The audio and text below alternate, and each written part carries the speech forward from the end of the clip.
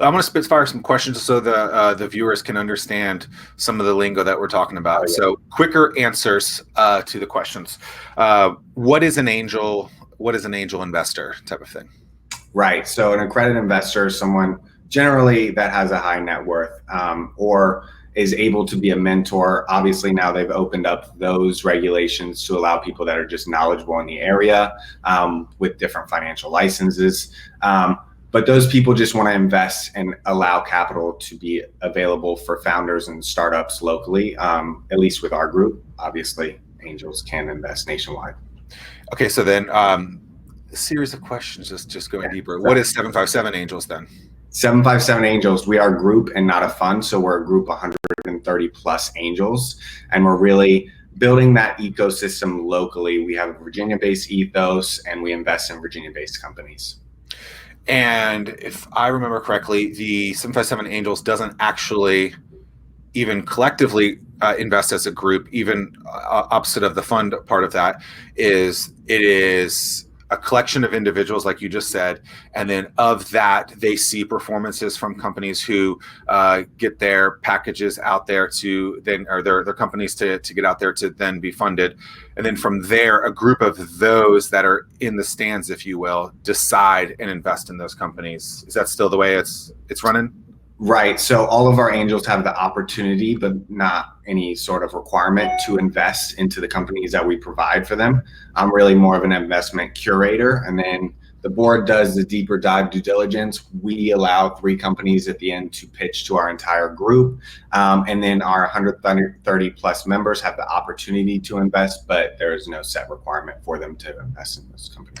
Okay, but not as a group, 757 Angels, right? Individuals. Okay, still a individual opportunity. Got it. What is the sweet spot of the investments for 757 Angels? Yeah, so obviously, like you said, they have the individual opportunity. So I think it looks different from each angel. If you were able to kind of see internally and kind of track their performance and what they invest into, I think it could kind of give you a better insight into what their sweet spot is.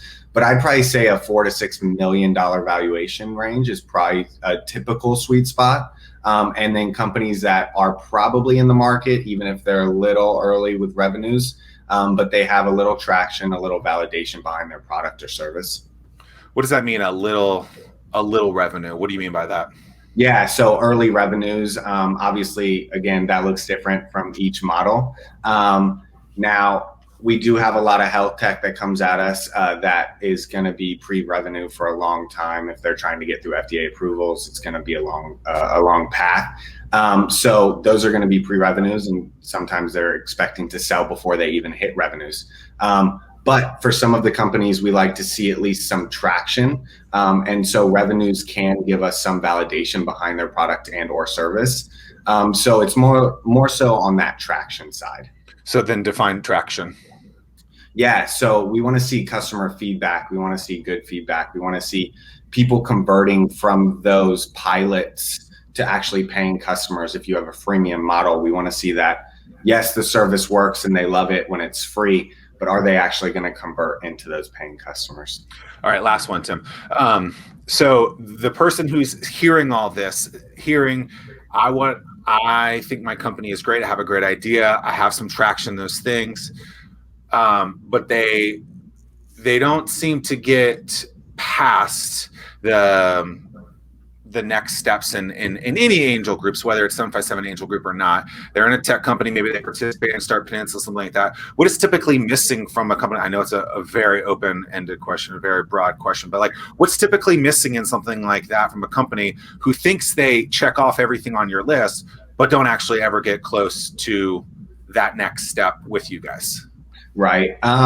Obviously, that is open-ended, and it looks different for each company. I think the biggest thing I could probably provide for them would be advice to maybe sit down with someone who's doing due diligence and kind of see where those pain points may be for that specific company. It might just be that, they have some issues with the team, or they have some issues with the model. They don't believe it's scalable, or they just don't believe that, they're able to address the issues that they see. But I think even within the ACA, there's amazing opportunities to understand what due diligence looks like from Angel's side, and then be able to position your company to answer all of those questions. Because if an angel investor has no questions, I think that's a better site for the company and as a whole. Because if they're asking a ton of questions, I pretty much guarantee that, because of all those questions and concerns that the angel may have, it's probably not going to translate well into funding. If there's a small number of questions and if the angels are pretty confident in those answers, then I see the funding is going to look a lot better for those companies. Tim? Yeah, so you mentioned 3 companies move forward when, Yes. And how many times a year do you feature 3 companies? Yeah, so we have 3 cycles. We're right now in the middle of a cycle. I'm probably going to butcher the dates, but I know we have one cycle within the first, maybe March 17th, I think, is our first cycle, our first membership meeting. And then we have one around April, May, and then one in November. Awesome.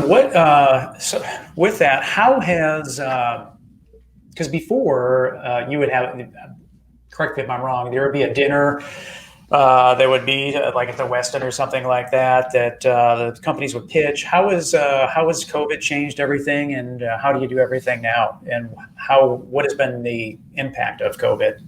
Right. Sadly, I actually wasn't able to be a part of those dinners yet because I jumped on the team during pandemic. I heard they were amazing and a lot of fun, so I'm excited to be a part of them when it opens back up. But pandemic has hit our group. We're not unique in that. I'm unsure if any angel group has actually been unhit by pandemic. And if you look at the data, I think angel groups have pulled back on financing this 2020. However, in 2019, I think we put out 14 million in financing, and in 2020 it was around 12.5. So we were hit, but we weren't hit to a large extent to what other angel groups have seen. So I was kind of excited about that. I do know that a good majority of that money was follow on. And the reason I think that is just, during the pandemic concerns, new investing is going to look a lot riskier, and the companies that they're already in, they want to protect. So if they need follow on financing this year, they're going to reach out and provide that for their portfolio company.